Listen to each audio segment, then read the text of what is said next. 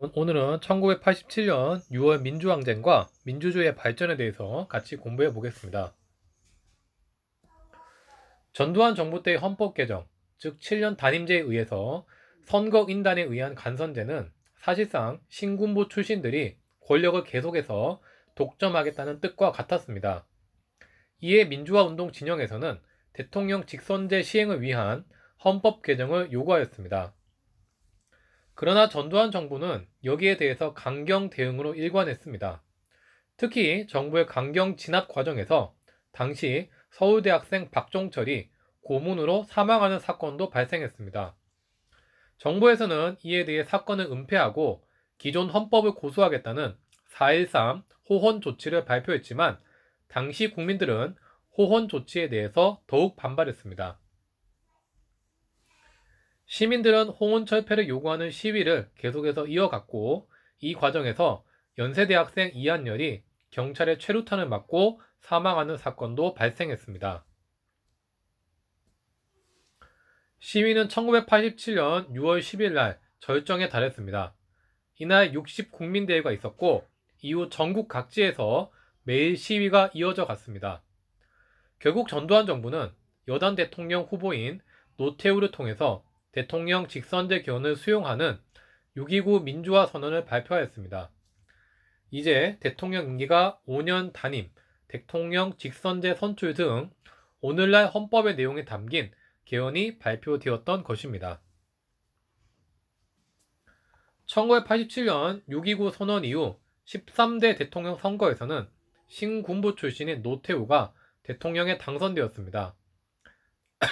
당시에는 야당이 하나로 뭉치지 못하고 분열되었던 면이 노태우에게 긍정적으로 작용했습니다. 노태우 정부 때의 대표적인 특징은 당시의 냉전 붕괴 시대에 걸맞게 북방 외교가 활성화되었다는 점입니다.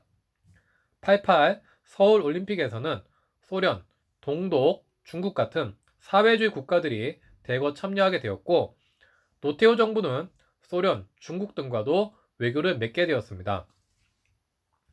한편 북한과의 외교관계 개선에도 힘을 기울여서 1991년에는 국제연합에 남북한 동시에 가입하고 남북기본합의서를 채택하기도 하였습니다.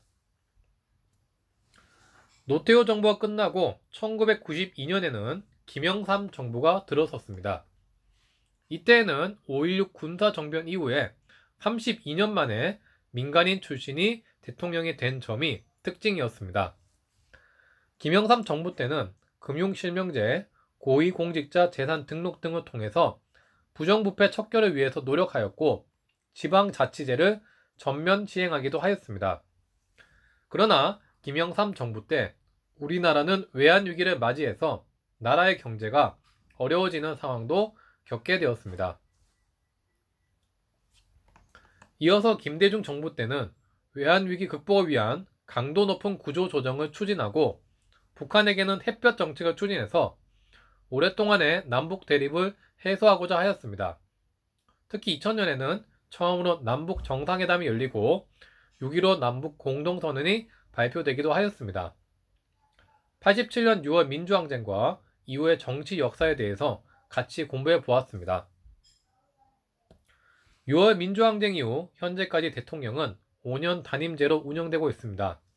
이 제도가 정착하기까지 얼마나 민주화 정착을 위해서 많은 피를 흘렸는지 생각해 보면서 우리도 이 민주주의의 의미를 가볍게 여겨서는 안 되겠습니다. 각 대통령 때의 시기마다 있었던 일도 잘 기억해 두시기 바랍니다.